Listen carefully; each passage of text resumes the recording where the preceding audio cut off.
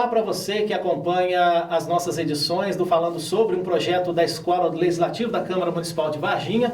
Chegamos a mais uma edição nesta semana e hoje falaremos sobre as sequelas deixadas pela Covid naqueles pacientes que se recuperaram da doença. E para esse nosso bate-papo nós contamos mais uma vez aqui com o Dr. Lucas, vereador, neuropediatra, que mais uma vez está com a gente aqui no Falando Sobre. E nós temos também a Valéria Guimarães de Oliveira Fioravante, neuropsicóloga, que também veio para colaborar com esse nosso bate-papo, trazendo essas informações importantes para toda a nossa comunidade. Um estudo que foi divulgado pelo Instituto do Coração da Faculdade de Medicina da USP, em São Paulo, revelou que 80% dos pacientes recuperados de Covid-19 apresentaram sequelas. Entre elas, disfunções cognitivas, como perda da memória, dificuldade de concentração, problemas de compreensão ou entendimento e dificuldades com julgamento e raciocínio. E tem outros relatos ainda falando de falta de ar, fadiga e perda de olfato e paladar. Eu começo então com a seguinte pergunta, Dr. Lucas, obrigado mais uma vez por estar aqui com a gente no Falando Sobre. O senhor tem acompanhado no seu dia a dia, na sua atuação profissional, relatos dessas sequelas deixadas pelo Covid? A Covid-19, ela é uma doença que provoca uma reação multissistêmica.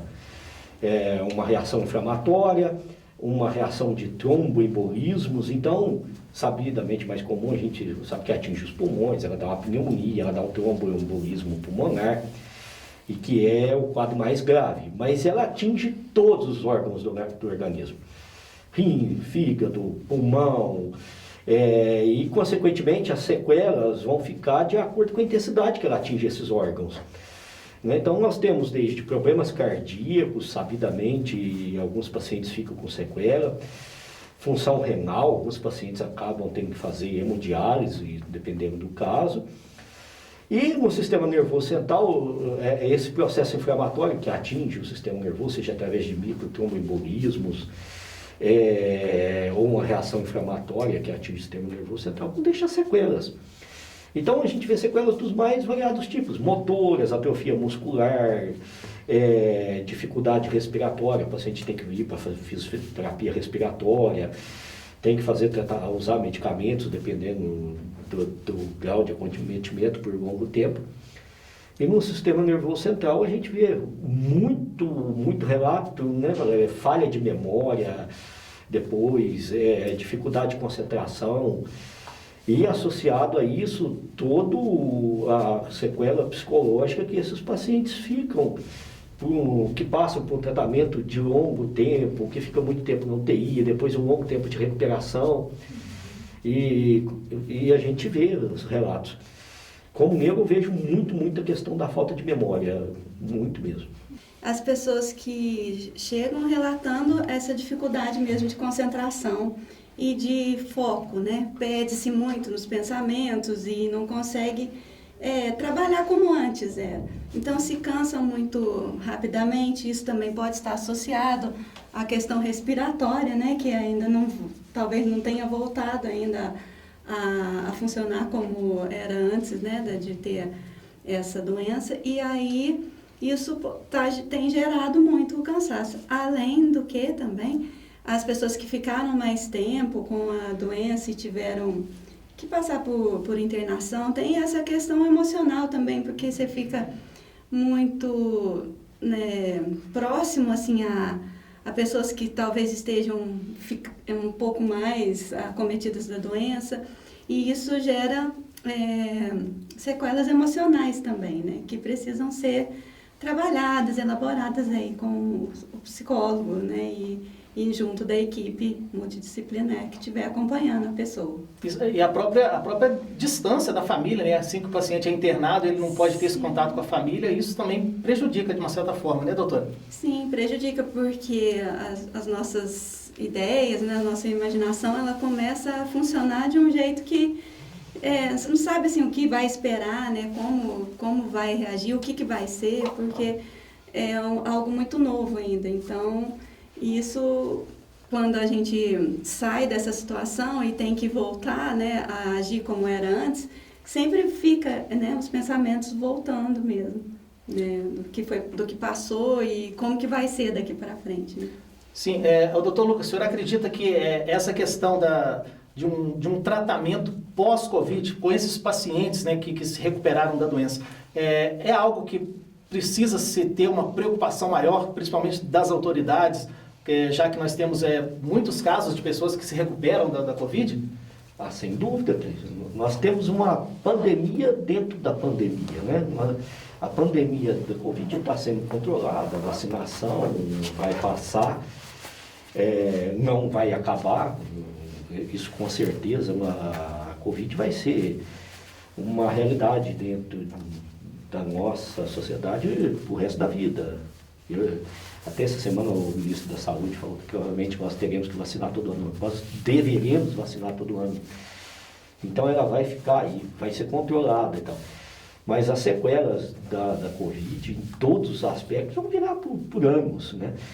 Tanto as sequelas físicas que nós estamos falando, questão respiratória, cardíaca, neuro, motora, e isso vai demandar tratamento, mesmo com controle ainda terão pacientes que continuarão ficando doentes.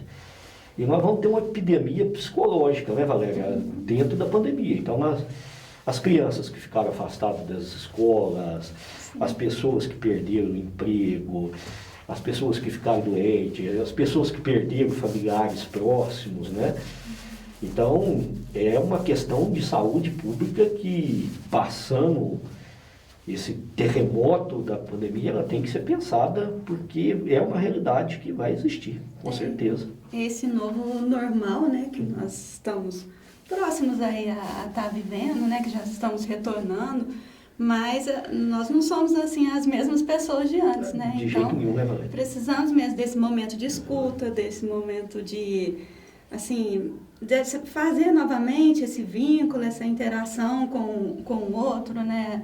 E proporcionando, né, as escolas proporcionarem esse acesso a um psicólogo, a família também identificar a questão de ansiedade e como que está essa criança e esse adolescente para voltar à normalidade também. Então vamos precisar de uma nova caminhada, né? O que antes a gente trabalhava bastante no sentido assim de tirar um pouco das telas, de tirar um pouco do computador, aí quando vê, volta, ficou excesso demais, agora os próprios adolescentes e as crianças também nem aguentam mais olhar, né, no computador, e aí a gente vai ter que voltar, né, aprender novamente como que a gente vai funcionar agora nesse novo normal. Essa questão que o doutor mesmo citou, a questão do luto, é um luto diferente também, né, doutor? Isso também afeta psicologicamente as pessoas. Por exemplo, você tem um familiar, por exemplo, ele vai para um hospital, é internado, e de repente você não passa por aquele luto de um velório, às vezes já faleceu no hospital, já vai direto para o cemitério. Essa possibilidade, né, de quando assim, um familiar é internado e que existe essa questão que precisa ir para uma UTI, isso gera em todos, né, um sentimento, esse medo, que é o que a gente não sabe do que vem por aí, né? Então isso realmente não faz com que a gente não viva todas as etapas do luto e que dificulte ainda mais o entendimento, né, dessa perda. E falando aqui de uma questão tanto fisiológica quanto psicológica, é uma pergunta agora para os dois. Quando que há essa necessidade de procurar um profissional? Geralmente, né, a gente vai observando, né, como que está a nossa qualidade de sono, como que está as nossas relações na nossa família mesmo. Se você antes você não se estressava tanto, agora você está estressando demais.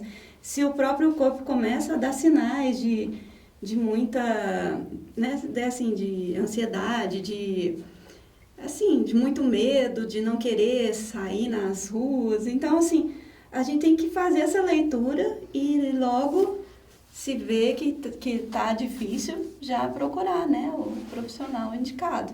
Com relação à parte clínica, a parte física, isso vai depender muito do grau de comprometimento que essa pessoa teve, né?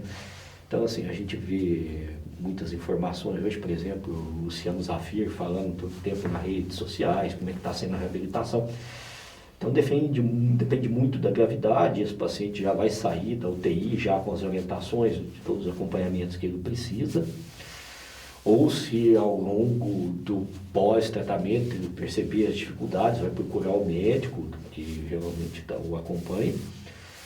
E na questão psicológica também, dentro dos próprios hospitais, hoje a gente tem psicólogos acompanhando, né, Valéria? Tanto na UTI quanto na enfermaria. E aí o tratamento acaba tendo que ser para toda a família, né?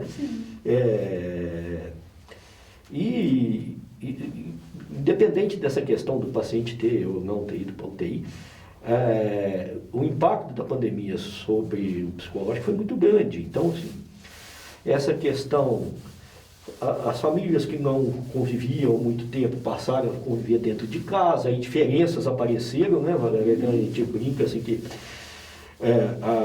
por exemplo, paciente com TDAH, a mãe não acreditava que esse menino dava problema na escola, né? Ela chega para mim, nossa, agora eu vi, doutor, como é que o professor aguenta? Difícil, né? Casais que trabalhavam, que pouco se encontravam e passaram a conviver mais. Então tem várias situações dentro da pandemia, né? O normal que você falou, novas formas de trabalho, as pessoas trabalhando em casas, e-commerce, uso de tecnologia que as pessoas não estavam preparadas e que tiveram de uma hora para outra se adaptar, isso causa ansiedade, estresse, medo do futuro, o que vai acontecer, né? Então, é uma situação, vamos esperar, mas com muito trabalho, com muito esforço. Então, nós vamos ter muito trabalho nos próximos anos. Sim. E é importante, né, cada um fazer essa leitura, né? E ver, assim, nossa, o quanto está se entendendo, né? O quanto está difícil vivenciar tal situação e daí, sim, procurar uma ajuda, né? Sim, e para essas pessoas que de repente têm algum sintoma e fica na dúvida de que profissional procurar, vai depender desses sintomas que ela está sentindo ou de repente, eu já vou procurar um clínico geral que pode me dar uma indicação. Qual que seria a orientação para essas pessoas? Assim, geralmente a pessoa tem um médico, né, de família, um médico que acompanha, mas as pessoas que não têm, elas podem procurar as unidades básicas de saúde. Aqui em Varginha nós temos os profissionais preparados para atendê-los em todas as unidades básicas. Ou se ela já vai sair com essa orientação, você vai procurar um cardiologista, um neuro, um pneumo, então ela já vai ter esse encaminhamento para procurar no serviço público, ou particular, ou convênio, mas se ela, ou mesmo que ela não tenha sido internada, né, teve um Covid leve, depois começou a ter sintomas, em princípio, um clínico geral pode atendê-la, o médico de família e encaminhá-la para aquele serviço, pedir exames complementares, se for o caso, né? O que ela nunca pode deixar é de procurar o atendimento médico por qualquer sinais e sintomas durante ou pós o Covid, para que ela tenha a recuperação plena, né? Não pode desvalorizar os sintomas que ela está tendo, né? E nessa questão de procurar o quanto antes, porque são sequelas que podem ter um tratamento e podem ser curadas e tratadas, isso? Sim, quanto mais precoce o tratamento, quanto mais rápido a avaliação, melhor o resultado que ela vai ter, né? E não havendo essa procura, a pessoa deixando, pode se tornar uma sequela crônica, isso? Pode ficar uma sequela crônica, porque, como eu te falei, ela é uma doença multissistêmica, né? Ela atinge todos os órgãos. Então, às vezes um sintoma, um sinal que essa pessoa não valoriza, pode, em princípio, evoluir de uma forma desfavorável. Então, é importante, né, procurar o quanto antes esse atendimento. A gente sabe, 85% das pessoas vão ter sintomas leves e não vão ter sequelas, 85%, né?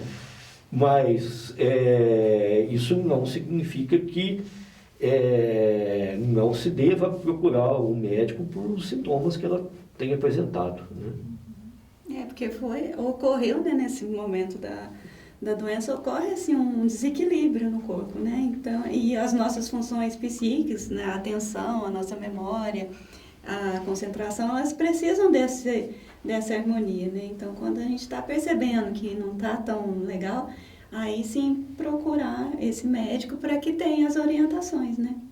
Assim, precisa às vezes de uma medicação, mas também associar ao tratamento psicológico, né? Para que isso seja, né? Para que passe de uma forma mais suave por essa dificuldade que ficou, né? E falando, né, claro que nós temos várias pessoas que se recuperam, né, da Covid, a vacinação tem avançado, né, e é importante, né, que as pessoas mantenham aí as medidas, né, de segurança, né, doutor? Procurem, quando chegar a sua vez de vacinar, que a vacina é a principal arma que nós temos, né, atualmente contra a Covid, né? Luiz, a gente não pode acreditar nessas fake news que vacina vai causar algum mal, que vacina vai deixar as pessoas com qualquer sequela. A vacina, qualquer tipo de vacina, qualquer uma delas protege. A gente ainda está sabendo informações, vai ter que tomar a terceira dose, vai ter que fazer reforço, isso não é o importante agora. O importante é tomar a vacina, seja qual o tipo da vacina, não deixar de tomar a segunda dose. Nós temos muitas pessoas que não estão indo lá tomar a segunda dose. Então a gente tem que saber que a vacina nos protege e protege o próximo. O único jeito da gente acabar com essa pandemia é as pessoas se vacinando, né? Então, não deixe de tomar a vacina, não deixe de tomar a segunda dose, não fique escolhendo o tipo de vacina. E que mesmo as pessoas vacinadas, a gente precisa continuar com as medidas de proteção, usando máscara, lavando as mãos, mantendo o distanciamento. Uma hora nós vamos poder nos livrar disso, mas não é o momento de relaxar e nem de deixar de tomar as vacinas. Isso é importantíssimo, que vocês vacinem, que tomem a primeira, a segunda dose e não escolham vacinas, todas nos protegem contra a doença. Isso, e doutor, e lembrar, né, o senhor até mesmo citou aí, é importante reforçar, que a vacina, né, você ter tomado a vacina, que sejam as 2 doses, isso não impede de você ter o vírus e também transmiti-lo, né? Sim, né? Quem está vacinado, então a gente escuta muito assim, não vou vacinar porque eu vi um monte de gente que tomou vacina e ficou doente. A vacina não vai nos impedir de ter a doença. E se nós tivermos, o objetivo da vacina é que a gente tenha uma forma leve, que não precisa ir para o hospital, para a UTI. Mas uma pessoa vacinada, ela pode ser transmissora do vírus para outra pessoa que não está vacinada. Então, as medidas de proteção têm que continuar. Quando nós tivermos 80% da população vacinada e tal, aí a gente vai poder ter um pouco mais de liberdade, mas por enquanto precisa manter as medidas de proteção. Chegamos então ao final de mais uma edição do Falando Sobre. Se você tem alguma dúvida a respeito do tema que nós abordamos hoje e também alguma sugestão para nossos próximos temas, você pode deixar a sua contribuição aqui nos comentários. Agradeço a doutora, viu, doutora? Muito obrigado pela sua participação aqui com a gente. E também ao doutor Lucas, muito obrigado, viu, doutor, por mais uma vez estar aqui com a gente.